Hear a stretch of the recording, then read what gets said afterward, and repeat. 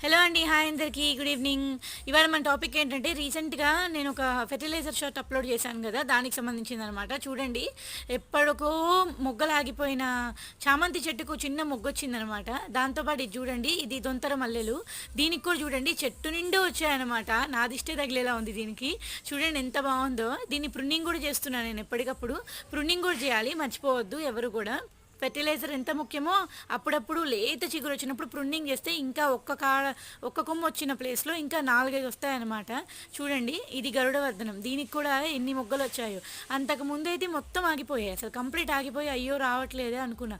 Correct ఈ fertiliser వేసిన తర్వాత వితిన్ 5 డేస్లో ఎన్ని మొగ్గలు వచ్చాయి తెలుసా.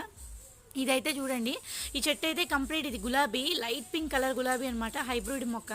ఇది నేను తెచ్చిన ఒక 10 డేస్కి మొత్తం వాడిపోయింది. చూడండి ఎంత లేతగా చిగురు వచ్చిందో. ఇప్పుడు ఈ చెట్టు మిగిలింది అంతా ఇప్పుడు మీకు కనపడుతుందంతా నా దగ్గర పెరిగింది. ఈ ఈ గులాబీ అయితే అసలు ఎంత బాగుంటుందంటే, ఎంత బ్యూటిఫుల్గా ఉంటుందంటే, లైట్ పింక్ కలర్లో ఉంటుందన్నమాట. రోజు ఎంత బ్యూటిఫుల్గా ఉంటుందంటే అంత బాగుంటుంది.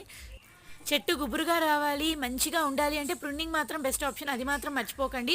హైట్‌గా రావాలి అనుకునే దానికన్నా గుబురుగా రావాలి అనుకోవడం చాలా బెస్ట్ అండి ఈ చెట్లు మాత్రం. చూడండి ఫెర్టిలైజర్ ఎంత చక్కగా వర్క్ చేసిందో. మీకెవరైనా యూజ్ చేసి వర్క్ అనిపిస్తే మాత్రం లైక్ చేయండి. కొత్తగా చూసిన వాళ్ళు సబ్స్క్రైబ్ చేసుకోండి. బాయ్.